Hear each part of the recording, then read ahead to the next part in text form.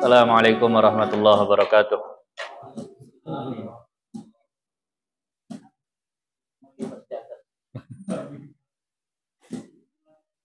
Bismillahirrahmanirrahim. Limardatillahi subhanahu wa ta'ala wa hidayatihi wa inayatihi wa taufiqihi wa ila hadratin nabiyil mustafa Muhammadi wa ala alihi wa sahbihi ajma'in wa li jami'i masyayikhina wa li walidina wa liman 'allamana wa liman ahsana ilaina wa liman lahu haqqun 'alaina minal muslimina wal muslimat wal mu'minina wal mu'minat al ahya'i minhum wal amwat wa biniyatil futuh wal munuh wal rusukh wa salahil jasadi wal ruh wa biniyati husnil khatimah wa salahil aqibah ma'al lutfi wal afiyah wa lima nawaina wa manawa masyayikhuna wa waliduna minan niyatis salihat wa khususan li muallifi hadhil kutub al-fatihah. A'udzu billahi minasyaitonir rajim. Bismillahirrahmanirrahim. Alhamdulillahi rabbil alamin. Arrahmanir rahim. Maliki yaumiddin. Iyyaka na'budu wa iyyaka nasta'in. Ihdinas siratal mustaqim. Siratal ladzina an'amta 'alaihim ghairil maghdubi 'alaihim waladdallin. Amin.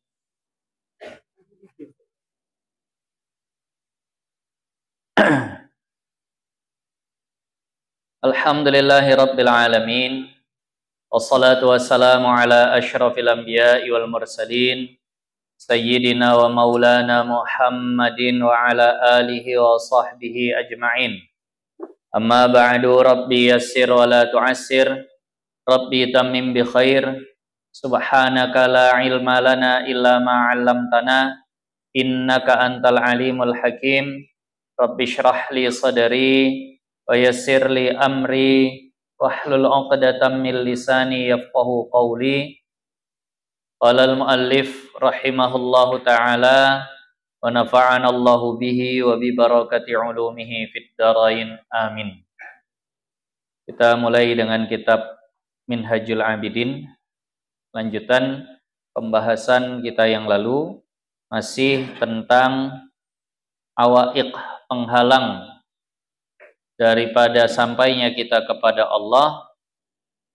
Itu diantaranya adalah makhluk. Maka diantara cara untuk supaya terhindar darinya adalah dengan uzlah. Dan yang lalu dibahas bahwa ketika zaman memang sudah dipenuhi dengan maksiat, pengkhianatan, maka halallah uzlah. Nah, ini kita lanjutkan. Dan daripada Sufyan Ats-Tsauri, daripada Al-Imam Sufyan Ats-Tsauri, yang dalam sebagian riwayat beliau ini juga sudah sampai ke dalam peringkat mujtahid mutlak, setingkat dengan Al-Imam Asy-Syafi'i, Imam Abu Hanifah, Imam Malik, karena keilmuan beliau yang luar biasa. Al-Imam Sufyan Ats-Tsauri pula bahwasannya menyuruh ia kepada Ibad al-Khawas, kepada Ibad al-Khawas, seorang mungkin sahabat beliau atau murid beliau yang bernama Ibad atau Abbad, sepertinya Abbad ya, Abbad al-Khawas. Karena kalau Ibad itu jamak, kalau Abbad itu satu orang, artinya orang yang sangat-sangat rajin ibadah, Abbad. Nah, adapun kemudian daripada itu jangan bingung dengan itu ya, ditutup kurung deh. Adapun itu ya, dikasih tutup kurung. Nah, dalam kurung adapun.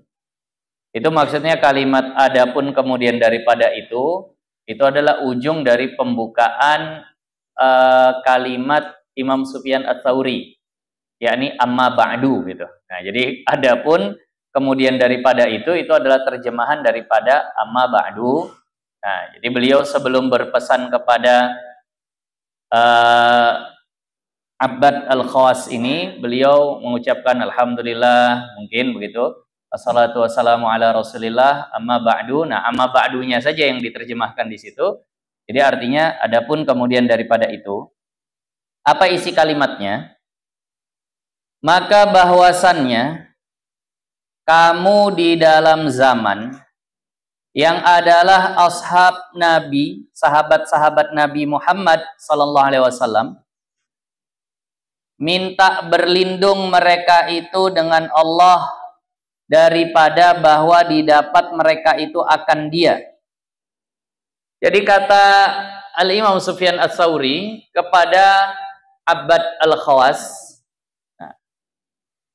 wahai Abbad Al-Khawas, sesungguhnya kau itu sedang berada di zaman yang para sahabat Nabi itu berlindung kepada Allah supaya jangan bertemu dengan zaman itu. Sahabat Nabi, itu zaman itu apalagi zaman sekarang ya. Sahabat Nabi itu nggak pingin hidup di zaman kita ini. Di zaman yang penuh dengan fitnah, di zaman yang payah memelihara syariat, di zaman yang sudah banyak syubhat, di zaman yang sudah dipenuhi dengan maksiat. Jadi kata Imam Sufyan Ats-Tsauri itu di zaman beliau ya. Kau itu berada di zaman yang para sahabat nggak mau hidup di zaman itu. Bahkan mereka berlindung kepada Allah jangan sampai ketemu sama zaman sekarang ini. Nah, lanjutannya, serta adalah itu kalau kita artikan padahal, gitu. Serta adalah atau padahal mereka itu sampai barang yang sampai daripada ilmu. Artinya itu padahal mereka itu memiliki ilmu yang sangat tinggi itu. Sampai barang yang sampai itu sampai puncak maksudnya gitu. Padahal para sahabat Nabi itu ilmunya sangat tinggi. Tapi mereka nggak mau ketemu zaman ini. Padahal mereka tahu bagaimana caranya uzlah. Mereka tahu bagaimana caranya sabar. Mereka tahu bagaimana caranya taubat. Mereka tahu bagaimana menahan telinga mata, menahan lisan. Kan mereka paling ahli itu. Mereka tahu bagaimana supaya nggak iri dengki. Mereka tahu gimana cara untuk menahan supaya nggak suuzon sama orang. Mereka paling ahli untuk menghadapi dunia. Tapi mereka nggak mau ketemu dunia kita sekarang nih. Padahal mereka ahlinya luar biasa. Ilmu mereka cukup untuk hidup di dunia yang sekarang ini. Ada.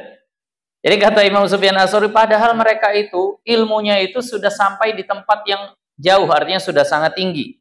Nah, barang yang tiada suatu bagi kami dengan nisbahnya.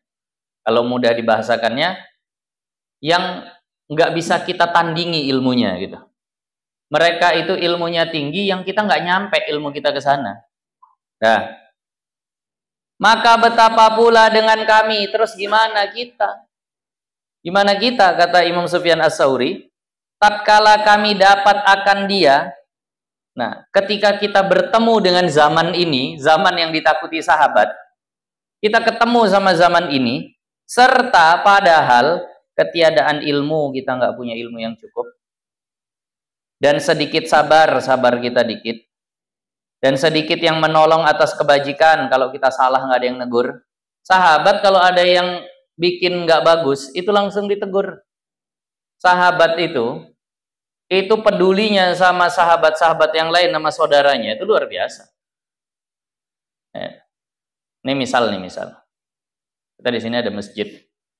Kita punya jamaah yang tetap. Kalau misalnya ada satu jamaah yang nggak datang satu sholat, kira-kira jamaah yang lain gimana? Biasanya nggak peduli. Kalau masjid itu nih, bahkan mungkin ya sekedar si fulan nggak ada, udah. Di zamannya para sahabat, satu sahabat nggak muncul, dicariin, dijenguk. Ada apa? Kalau dia sakit kita doakan, kalau dia males, semoga kita jenguk dia jadi rajin. Begitu, yang nolong tuh banyak untuk kebaikan. Yang nolong banyak untuk kebaikan. Sayyidina Umar bin Khattab begitu naik jadi khalifah bilang, kira-kira kalau aku nanti melenceng, aku nggak bisa melaksanakan amanah ini sesuai dengan ajaran Nabi, itu ada di antara kalian yang mau negur. Langsung sahabat ngeluarin pedang, wahai Umar, kalau kau berani melenceng dari apa yang diajarkan oleh Nabi, aku akan meluruskanmu dengan pedang ini. Banyak yang nolong. Kalau seandainya kita melenceng, lah kita di sini. Nggak ada yang peduli kalau kita maksiat. Paling ya orang-orang terdekat lah, mak ayah kita. Kalau dulu, Masya Allah, ada orang masbuk ditakziahi 3 hari. Ada orang nggak sholat jamaah ditakziahi sampai 7 hari. Banyak yang nolong. Yang udah pernah kita ceritakan bagaimana Sayyiduna Abu Dujanah bukan masbuk, bukan nggak sholat jamaah cuma pulang duluan, nggak ikut zikiran. Assalamualaikum warahmatullahi, assalamualaikum warahmatullahi, pulang duluan. Jadi perhatian. Kalau kita di sini ya udah biasa. Jadi maka ketika Sayyiduna Abu Dujanah pulang duluan kan jadi perhatian. Itu kenapa Abu Dujanah kok pulang duluan? Kok nggak ikut zikiran? Kenapa perhatiannya mereka terhadap agama temennya itu sampai setingkat itu? Perhatian mereka kepada agama temennya itu sampai setingkat itu. Ada nggak kira-kira yang bisa dibantu? Akhirnya kan dilihat ternyata kata Sayyiduna Abu Dujanah, beliau itu bertetangga dengan seorang orang munafik sebenarnya yang punya pohon kurma. Sementara beliau sekeluarga sering tidur kelaparan. Kalau malam kena tiup angin, buah kurmanya jatuh gelinding sampai ke depan pintunya Sayyiduna Abu Dujanah. Satu waktu beliau pulang agak telat dari masjid, pulang ke rumah, dia lihat 2 orang anaknya sedang ngambil kurma tadi dan dimakan. Dia tidur lapar, nggak makan. Begitu buka pintu ada kurma, dimakan. Ngelihat itu Sayyiduna Abu Dujanah langsung mencongkel kurma yang udah di mulut anaknya tadi. Nah, jadi aku kalau bahasanya banyak redaksinya, kata Sayyiduna Abu Dujanah, nggak apa-apa kau adukan aku tidak memberimu makan. Nah, tapi jangan sampai kau adukan aku membiarkanmu makan yang haram kepada Allah, kata Sayyiduna Abu Dujanah. Maka sejak saat itu Sayyiduna Abu Dujanah takut pulang lama dari masjid. Takut-takut nanti anaknya bangun udah makan kurma punya orang. Maka beliau habis salam pulang duluan ngumpulin kurmanya. Dicariin solusi sama Rasulullah, sama sahabat. Gitu nolongnya tadi itu sama agama. Ya kalau bahasa kita kan ya udahlah pulang duluan memang hajat dia gitu kan udah. Ya udahlah memang penting. Enggak, ini carikan. Kenapa? Karena baginda Nabi dan para sahabat lain menganggap zikiran bersama Sayyiduna Abu Dujanah itu penting. Menganggap bahwa zikiran setelah salat itu penting. Sehingga jangan sampai salam langsung beranjak. Carikan. Sampai dijumpai itu sama baginda Nabi. Nah baginda Nabi, ya Allah kasihannya ini orang tidur dalam keadaan lapar. Mohon maaf, padahal Nabi juga gitu. Itu Nabi itu memang begitu sama umatnya. Sering nggak mikirin dirinya sendiri, tapi mikirin umatnya. Itu baginda Nabi. Ya baginda Nabi sering diriwayatkan, Sayyiduna Aisyah itu nggak masak apa-apa selama sebulan. Itu sering itu begitu. Sampai ngiket-ngiket kerikil di perutnya. Tapi gitu nengok orang lapar, beliau duluan yang kasihan. Beliau dulu kan cari solusi untuk orang tadi itu. Padahal rumah beliau juga punya masalah yang sama, bahkan lebih berat. Tapi kalau ada orang kena masalah, beliau nggak tenang. Tapi kalau beliau yang kena masalah, ya nggak ada masalah sama beliau kayaknya. Kok dicarikan solusinya, datang ke rumah orang munafik tadi, ditanya, nah, ini ada pohon kurma ya. Boleh nggak pohon kurmanya aku beli? Ya, asal bayarannya cocok. Ya udah, ini pohon kurma aku beli, aku bayar dengan taman, dengan kebun, tapi nanti di surga. Artinya kalau kau mau sedekahkan pohon kurma ini, maka kau akan dapat bayaran kebun di surga. Tapi namanya orang munafik ya, kayak nggak percaya sama surga. Akhirnya dia bilang, aku kalau berdagang nggak pernah jual beli itu bertempo, cash, nggak ada kredit. Cash nggak ada nanti bayarnya, nggak terima utang. Waduh, ya Rasulullah nggak punya duit. Akhirnya Sayyiduna Abu Bakar bilang, ya Rasul, kalau seandainya aku beli, kata Sayyiduna Abu Bakar begini, ya udah kalau gitu biar aku yang beli. Aku beli bayarannya cash dengan 10 pohon kurmaku. Kalau gini aku mau, kata orang tadi. Dikasihlah 10 pohon kurma.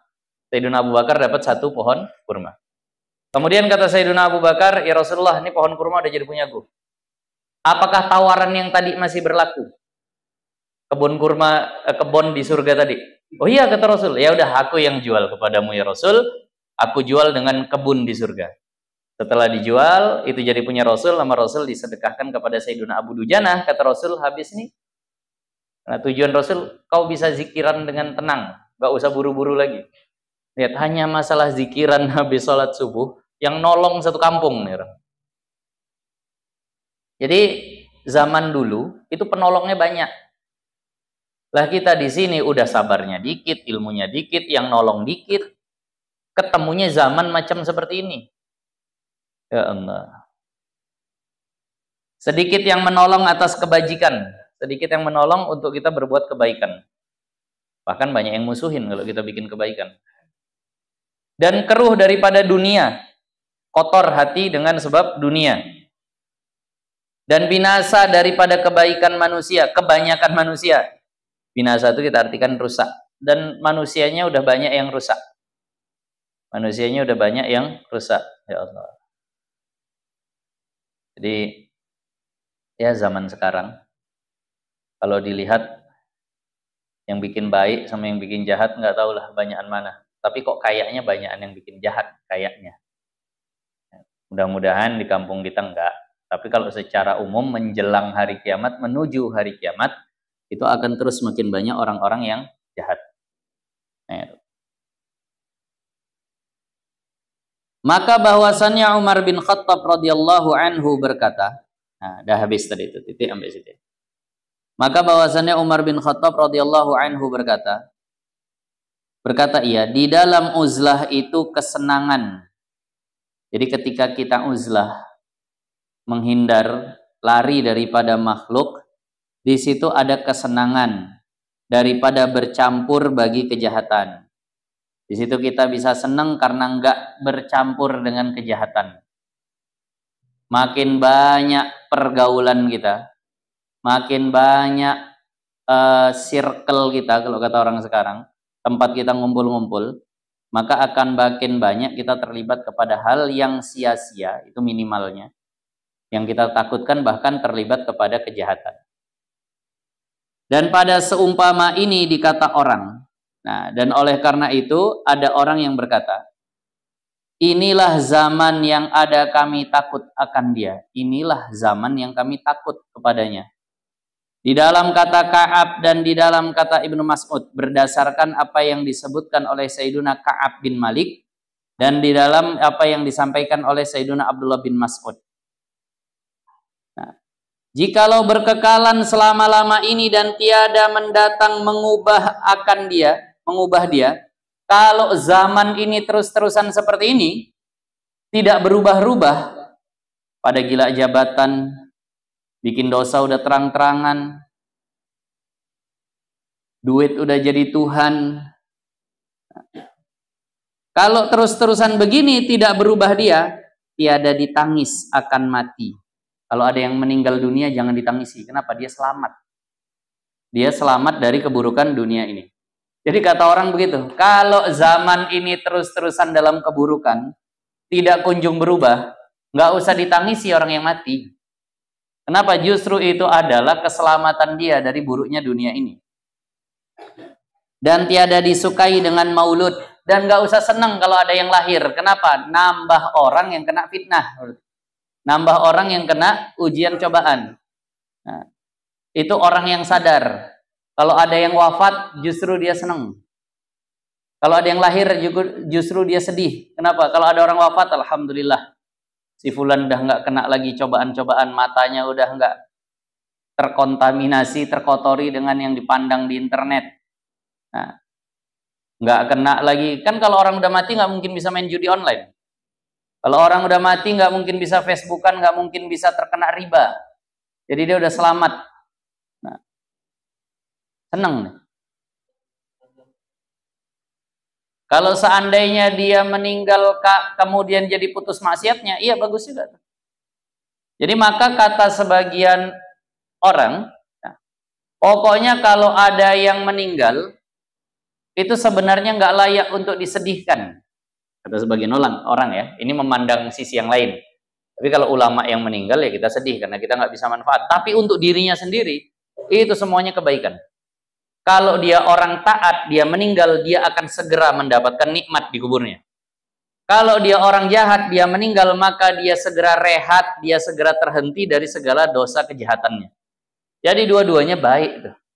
Kalau sebagian orang mandangnya gitu, untuk kita yang ditinggal ya, tapi untuk dianya itu baik. Kalau zaman udah terus-terusan begini, ini yang dikatakan oleh Imam Ghazali, hati-hati juga nih. Saya takut disalah-salahin juga nyampe ini. Ini yang dikatakan oleh Imam Ghazali, boleh menghentikan kelahiran anak, artinya KB ya bahasa kita, boleh membatasi jumlah anak dengan alasan takut tak bisa mendidiknya di zaman yang rusak. Itu ada pendapat seperti itu dari ulama. Kenapa kau tak punya anak lagi? Ini 2 aja pun tak terajar, malah kurang ajar. Aku tambah lagi, tengok lingkungannya sana narkoba, situ ini.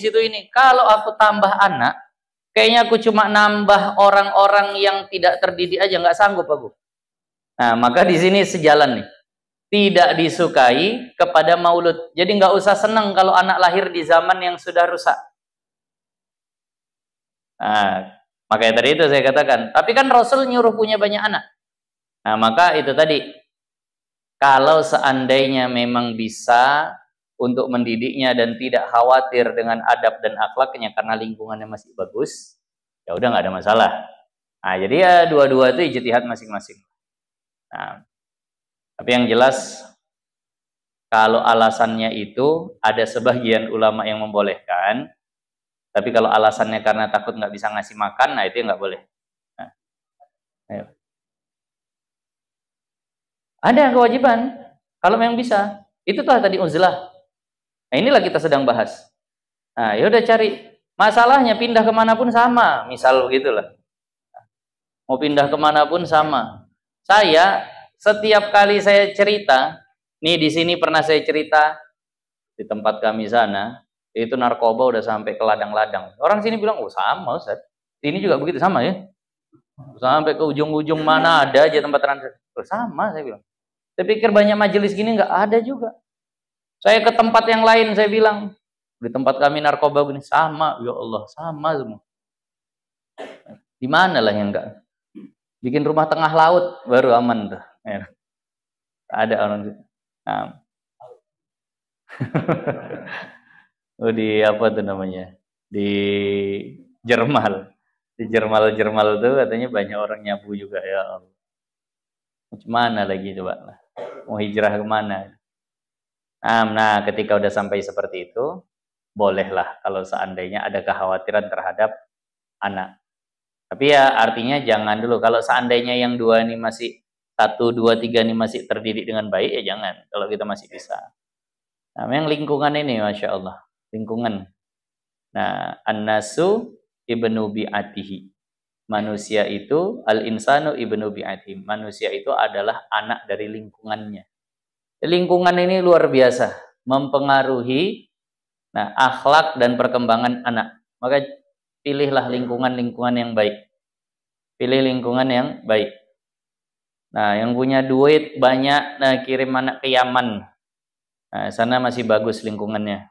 Apalagi di daerah sekitaran Habib Umar, Karim dan sekitarnya, Hadramaut. Nah, sana lingkungannya masih baik-baik lah. Katanya udah nggak baik juga, pasti masih lebih baik dari sini. Saya yakin tuh. Tadi. Ya Allah. Maka hati-hati kita terhadap lingkungan ini. Jadi kalau zamannya kayak gitu, ada orang mati nggak usah sedih, ada anak lahir nggak usah terlalu senang. Nah, buta tuli daripada beberapa zaman itu menyamarkan akan dia. Udah buta, udah tuli, udah nggak bisa lagi melihat yang benar, nggak bisa mendengarkan yang baik. Akhirnya samar semua itu. Menyamarkan apa yang membuat menjadi samar, menyamarkan akan dia padanya, tiada memakai di dalamnya iblis. Nah, di sini kok ada tiadanya ya? padanya tiada itu. Enggak, Allah alam nih, enggak Bang. Artinya memakai itu maksudnya yang menyamarkan itu adalah iblis. Nah, dan tas'id itu membaikkan. Jadi iblis ini membuat samar mana yang baik dan mana yang buruk di zaman itu. Nah, terus apa tuh? Apa tuh? Engkau lihat akan hak. Oh. Hurufnya tak jelas. Tas'id kemudian apa tuh? Yang punya tulisan Indonesia apa? Hurufnya tak jelas. Antara so, iya itu tas'id. Lanjutannya, tas'id tadi itu kebaikan. Masa ya? Masa yang engkau lihat akan hak ditolak sekalian akan dia. Di masa itu kau lihat hak itu kebenaran. Yang benar itu ditolak sekalian akan dia. Kau lihat yang benar itu ditolak sekalian akan dia. Nah, dan apa tuh? Bagyun. Dan bagyun dan kejahatan dan zulmun dan kezaliman di dalamnya itu, ghairu mardudah, di dalamnya itu tidak ditolak. Jadi di zaman itu kebaikan ditolak dan keburukan nggak ditolak. Ya Allah. Nah ini ya contoh dekatnya bentar lagi nanti. Ini ada pilkada, ada pemilihan gubernur, pemilihan kepala daerah. Kita lihatlah. Nah, orang yang jujur-jujur kayaknya nggak bisa naik. Harus yang buruk-buruk, yang buat serangan fajar, serangan duha, serangan zuhur, serangan asar. Pokoknya yang pakai suap sana, suap sini, itulah yang naik. Yang baik-baik ditolak. Nah, yang jahat-jahat itulah yang diterima. Ya Allah. Ya minimal kalau kita nggak bisa ngajak orang baik, jangan sampai diri kita ikut jahat. Saling doakan ya. Saling doakan. Nih jamaah kita nih, jamaah malam Jumat, jamaah malam Senin, pokoknya jamaah pengajian. Kalau misalnya lagi berdoa, maka doakan, ya Allah ampuni kami, jaga kami dari keburukan dunia dan akhirat. Diriku, keluargaku, dan seluruh jamaah-jamaah pengajian yang aku berada di dalamnya. Doakan begitu.